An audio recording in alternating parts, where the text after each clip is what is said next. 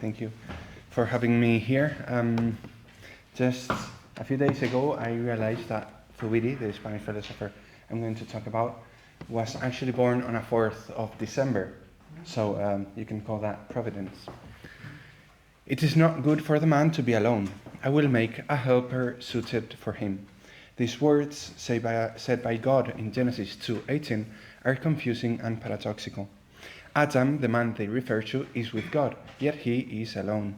The presence of God is not enough to satisfy a condition of absence. God seems to be not enough. This, of course, is not acceptable. We must then interpret these words in the correct way, in which they are not separate from the full text or from certain philosophical ideas. For example, John Paul II, for him these words seem to speak of a situation of original solitude. After the parade of animals before Adam, none proved to be a helper suited for man. Man, when facing all non-personal reality, finds himself alone, for he is in need of a you equal to him, a symmetrical one. Hence the Hebrew word used in the original version, Zela. This is the reason why, after finding Eve, Adam says, "This one at last is bone of my bone and flesh of my flesh." She is the suited helper. Yet, why did he need such helper if he had God before him? This is the question we want to answer.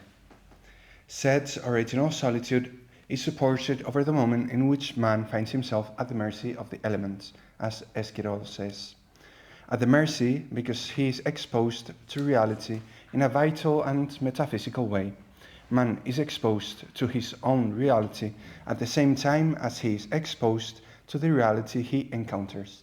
In fact, these two exposures are two sides of one same coin, the radical mercy of the elements in which man encounters himself. This being at the mercy of the elements is given to man, then, in his finding himself before reality, but in doing so as himself. Man is exposed in a personal way. Said exposure happens due to what Zubiri calls the sentient intelligence, the moment of apprehension of reality. There is no exposure without apprehension of reality, which is not mere cognition, but the actuality of the apprehended reality in intelligence. And in this apprehension, man finds reality in a metaphysical and radical way. Reality is not mere data. As Zubiri says, the exteriority of the world is not a pure factum, but the ontological formal structure of the human subject. End of quote. This is the ontological constitutive nihility of man. For, to quote Zubiri again, the himself is not being closed within it, but open to all things. End of quote. Man by himself is pure nihility. I am going to introduce two of Zubiri's core concepts of itselfness and respectivity. Let us think of DNA, of my DNA. It is something that constitutes me as the person that I am. If I had someone else's DNA, I wouldn't be myself. My DNA is mine. It is mine because it is a part of the reality that I am. This is the moment of itselfness, of reality. A constitutive self-sufficiency due to the fact that things are their own in a metaphysical way. But my DNA, before being my DNA, was my parents. I received all of it from my father and my mother, and it is mine because first it was theirs. This is the moment of respectivity. Before the reality that I am is constituted by my DNA, my reality is openness to receive what is donated to me. Reality is constitutively open. Open not only to all things, but primarily open to God. God is in reality being something beyond it. God does not transcend reality, but is in each real thing transcending it. Transcending it does not only mean being beyond it, but also making that real thing transcendent. It is transcendent immanence. The thing is openness to all reality and is reality of itself. And because of it, it finds itself present in what physicists call a field. Field is not primarily the totality of present things, but a fieldly presence of the particular thing. Man, as we have said, is exposed to reality through his sentient intelligence. This makes of man something radically different than all other realities, for he is not only in reality but also with it, facing it. Man finds reality as something other than himself, as something alter, hence the moment of alterity. Man is respective because he is ontologically open. He has alterity because he is apprehensively open to reality as something of itself, not as in him. He finds reality as an alter reality, whereas a dog, for example, finds it simply as something that causes a particular stimulus. This gives man a new moment of itselfness. It is a radical of itself. It is a lift of itself. Lived not merely as a biological moment, not even as a biographical moment, but before it, a structural moment of the personal reality he is. Man, insofar he is man, is his own of itself. It is the moment of its own selfness. These two moments of its own selfness and alterity give way to a third, worldliness, a new form of fieldness. It is personal fieldness. It is still presence, but not only fieldly presence, it is actuality of reality in man's apprehension. Now, these take on an even newer character. We have said that man finds himself facing reality. Well, amongst all reality he faces, there is one that is different from any other, the personal reality. Man does not perceive the same in a chair, a book, a tree, as he perceives in another man, even as a baby. When only 6 weeks old, babies focus on faces and make what is called a social smile. When finding oneself with a personal reality, he does not simply find himself with an alter reality, he finds himself with an other. And precisely because he finds himself with an other, we find what psychologists, without understanding the metaphysical profundity of the term, call identity. Identity is not simply a correlation of a definition of a person. Identity is appropriated of its own selfness. The other is mystifying alterity, for he makes me myself. Let us bring here again this quote by Thuidi. The himself is not being closed within it, but open to all things. End of quote. The himself of man, that is his identity, is found in openness to the other. Indeed, identity consists of openness. When a man is introduced to another, the first thing he says is a name he has not given himself and a surname that indicates filiation. Man, before being himself, is filiation. To quote Thuidi again, one is not himself, but from and in a constitutive alterity. End of quote. This constitutive alterity is always personal, whether I know it or not, directly or differs. From identity, from this appropriated of its own selfness, emerges what I have called community. Worldliness is actuality of reality in apprehension. Community is actuality of mystifying alterity in apprehension, apprehended otherness. Once again, apprehension is not a mere cognitive moment, but a moment of actuality of the apprehended thing in me. It is a metaphysical apprehension. Community is not the group of people that meet to share a common liking or a common goal, but before it, the moment in which the person is put into unity with himself by an other. Man, says Thuidi, is deified. Deified because he is an absolute, because he is separate from reality. Separate but not separated. He is facing it. Yet he does not give this absoluteness to himself. It is donated to him by God in reality. Man is made the relatively absolute by the absolutely absolute, God. So man is deified, is made like God. Well, it is in this being made like God that Adam finds Eve. Not because Adam is made like God, but before it because Eve is made like God. Let us remember that otherness is previous to identity and fonte. Adam then finds in Eve his identity. And because this otherness is a deified Eve, Adam acquires a deified identity. Identity, we said, is not mere psyche. It is a metaphysical moment of appropriated of its own selfness.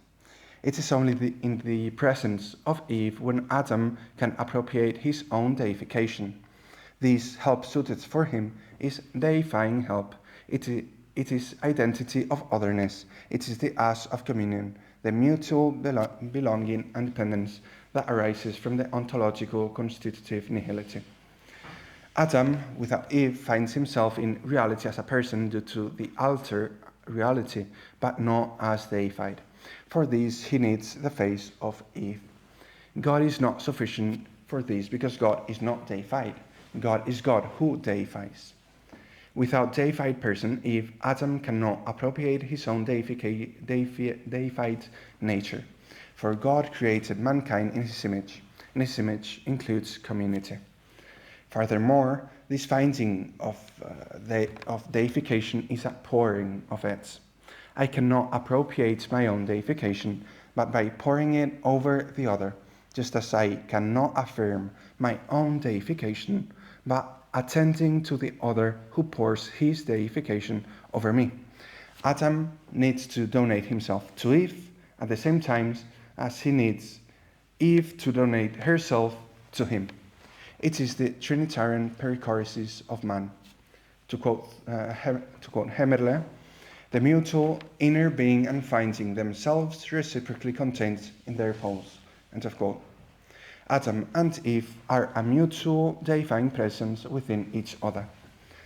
Hemmerle also says, the Trinity is the statement of a fundamental experience of how God gives himself to man and how man gives himself to himself when believing in Christ. End of quote.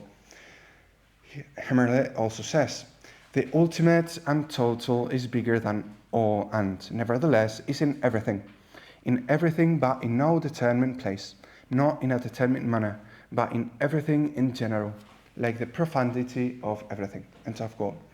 The two poles are Adam and Eve, not Adam and God. God is not a pole of communion, but its profundity.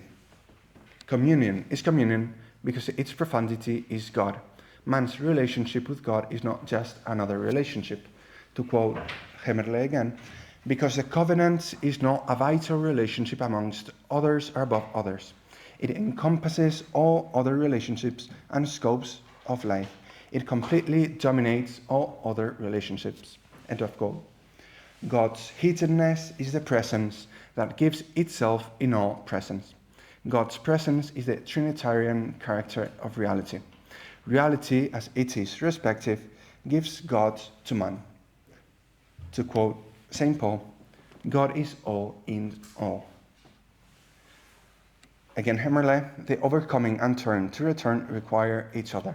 What only bursts to itself does not reach itself. What only bursts to go out does not reach its other, because it does not add anything to it, because it does not carry itself to the other. It encounters itself when it finds itself in a relationship with something outside of itself. End of quote. Man does not find himself by looking at himself, but by looking at an other who looks at him. In virtue of his Trinitarian nature, man's feeling of reality turns and folds and goes back to him. He feels himself by feeling reality. Before Eve, reality tells Adam what he is not. He lacks something, he lacks Eve, because Eve tells him what he is, deified nature.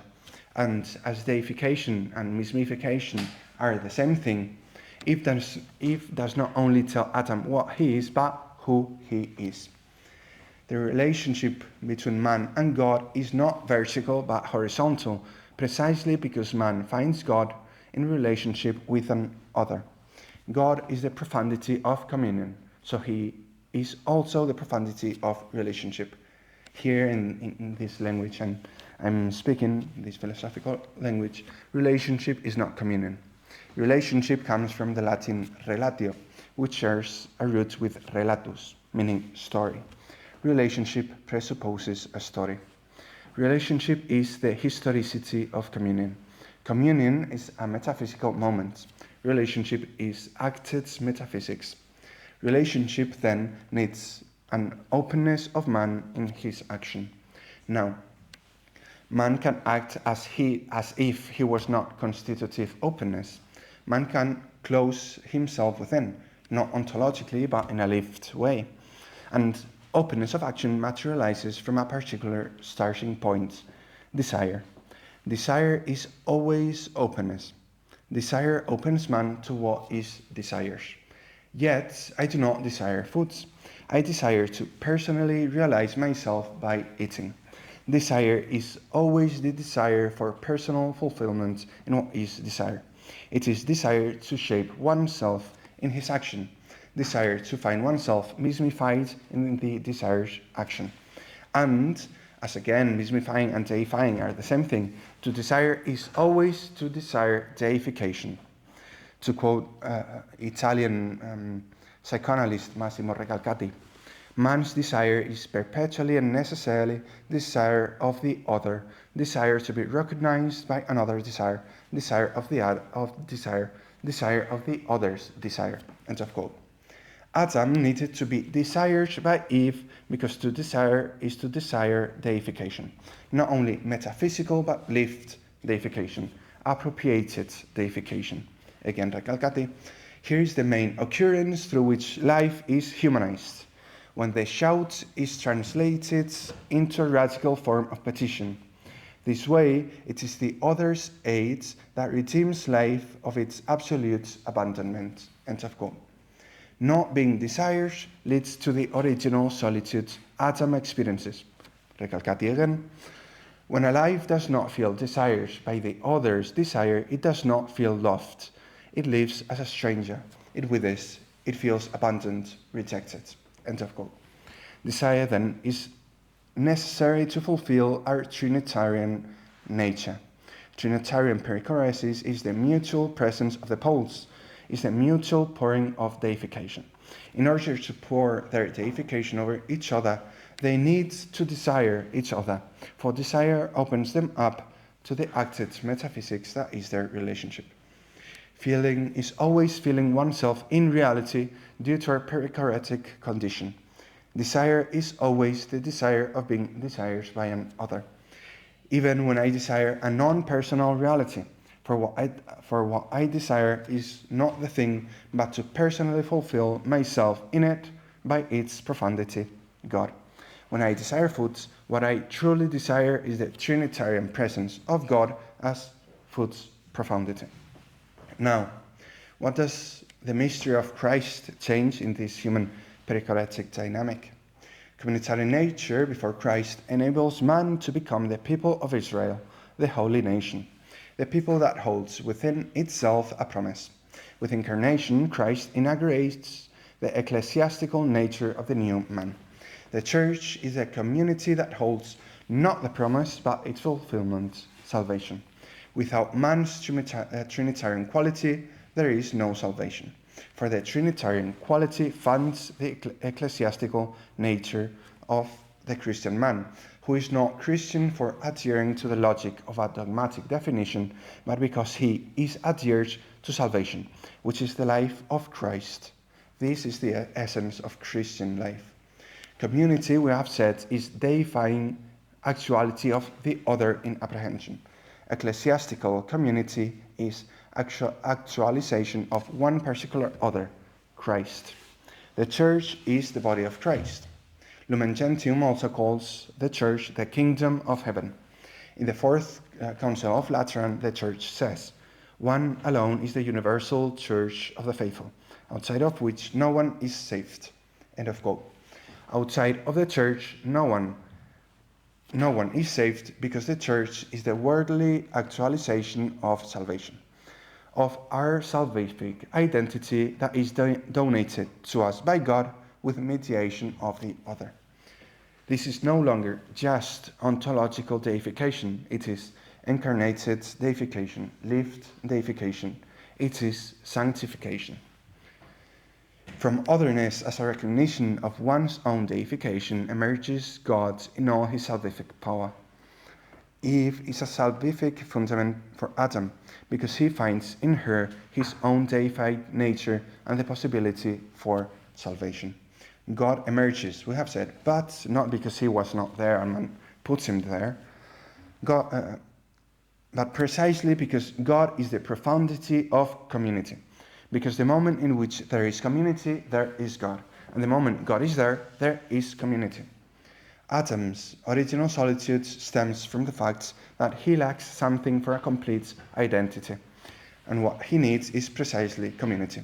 Community is then actuality of otherness in me. Community is the dialogue with reality, dialogue that begins with an other. I am you who makes me, says Giussani. Christ as salvation is first found in otherness, hence his own words. Where 2 or 3 are gathered in my name, there I am in the midst of them.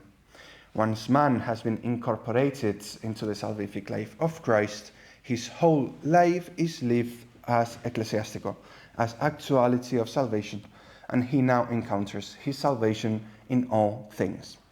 Reality is now lived in a Trinitarian manner, because in reality, which is semina verbi, seed of the verb, I find myself deified and sanctified by God. It is an immanent salvation. Salvation, we have said, needs a mutual pouring. I am thirsty, Christ said on the cross. Thirsty not of a drink, but of man's Trinitarian action that encounters divine Trinitarian action. Fruits of the vine and the work of man, we say in the liturgy. Christ has a thirst for man, thirst of an encounter with man. He desires the mutual and perichoretic pouring of man over him and of himself over man. For every desire is desire of desire. Making of Christ the radical and ultimate you who makes me is the ecclesiastical character of the member of the church. Church is communion with Christ, which is to say salvific communion. It is Christ's salvation actualized in me. Church is the introduction to divine life, to live encrusted in Christ's life, to be incorporated into the Trinitarian life. For, as St. Paul says, if we have died with Christ, we believe that we will also live with him. Thank you.